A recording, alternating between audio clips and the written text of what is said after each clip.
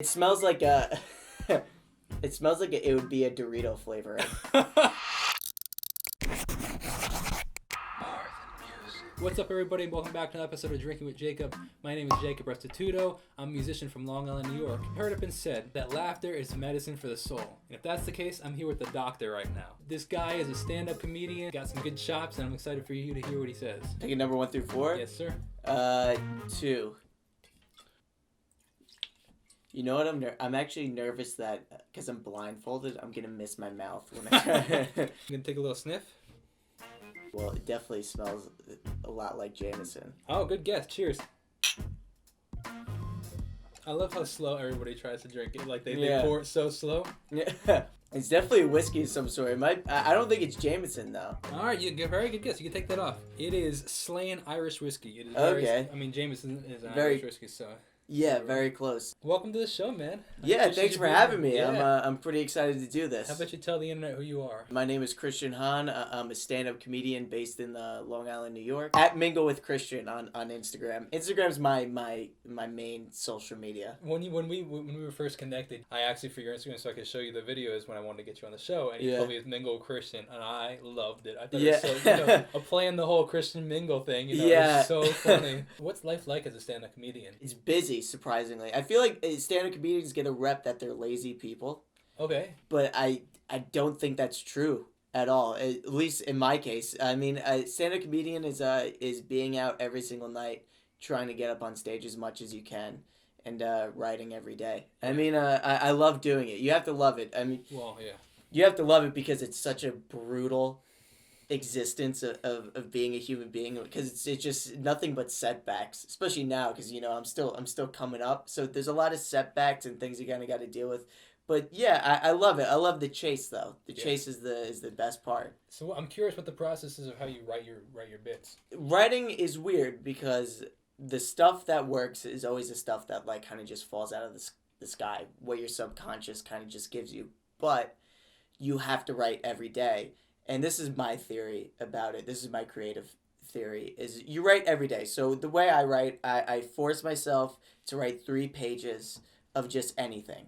Okay, and I don't judge what I say, but it's just to click in that mode of I got to get creative, I got to get it snapping. And then after that, I'll have a specific bit or a specific thing that I want to talk about, and then I'll be more structured, and then I'll try and get some good ideas out of that. And usually sometimes I'll stop after that, and I'll just let my subconscious kind of just work on that. And then sometimes I get the whole bit in one chunk. Why would you write every day if everything is the stuff that comes from your subconscious? Mm-hmm. The way I take it, I mean, of course, this is just my opinion. I don't have an expert opinion on it.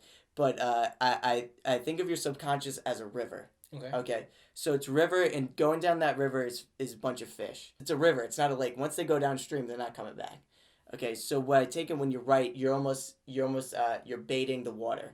So the more you write, the more hooks. It's like, those big hooks, like 14 hooks on one line. You can throw it out.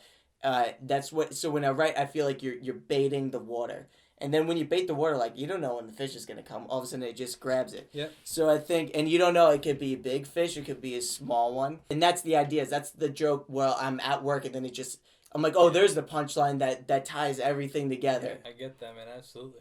Are you ready for drink number 2? Yeah, let's do it. Let's do 1. All right. Nice, good old mix in this.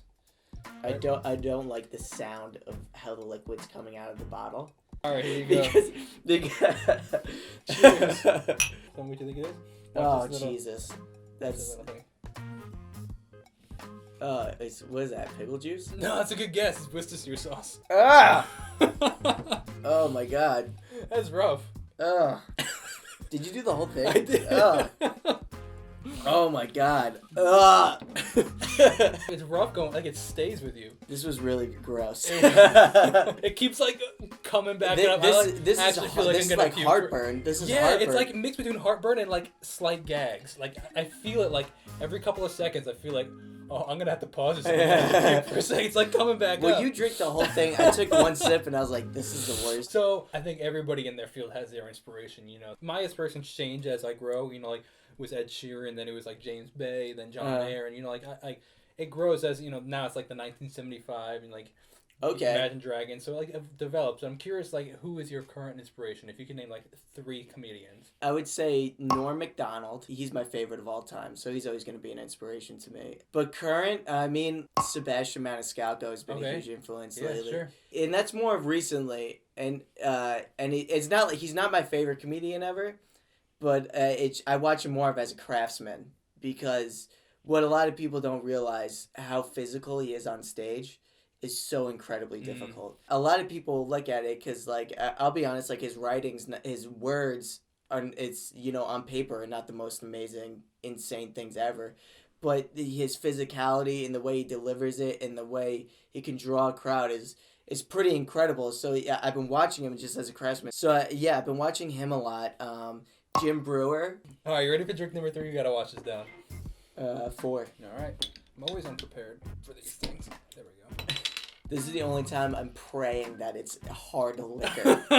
Watch that down. Well, it's definitely not as bad as the last one. Sparkling water? That's a good guess. You can take it up. Saranac IPA. Are you into IPAs? Not really. Not at all, actually. That for an IPA, it's not that It's crazy not hoppy at all, yeah. hoppy.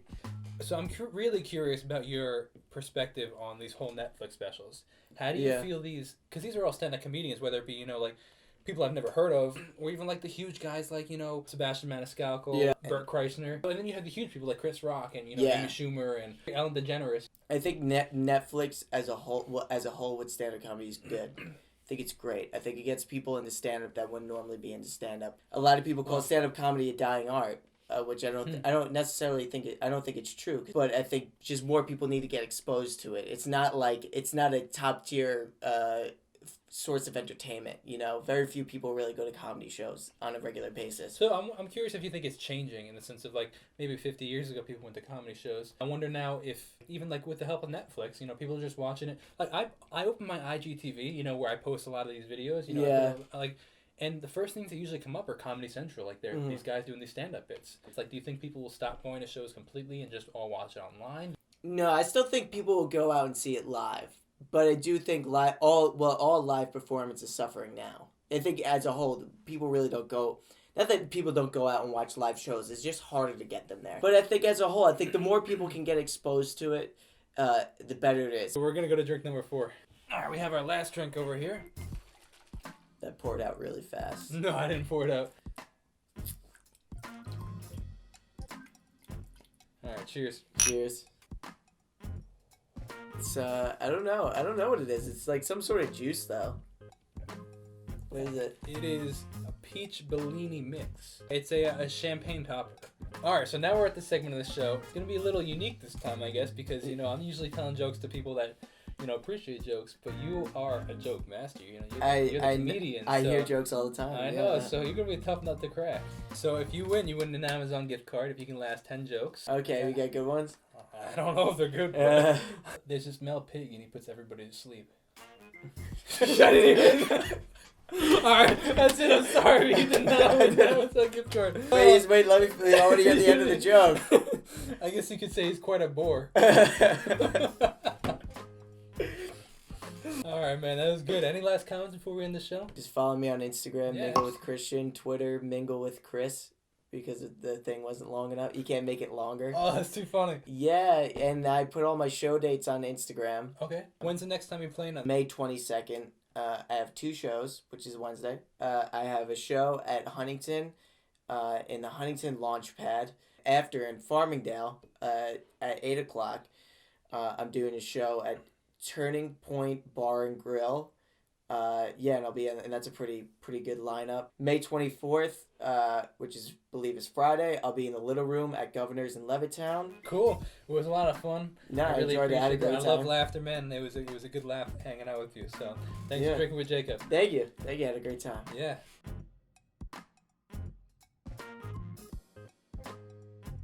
What's up, everyone? All right, hold on. My name is Jacob Restituto. I'm a musician from New York, and welcome. And I've heard it been said one more time. What's up, everybody? Welcome back to another episode of Drinking with Jacob. My name is Jacob Restituto. I'm a musician from Northport, New York,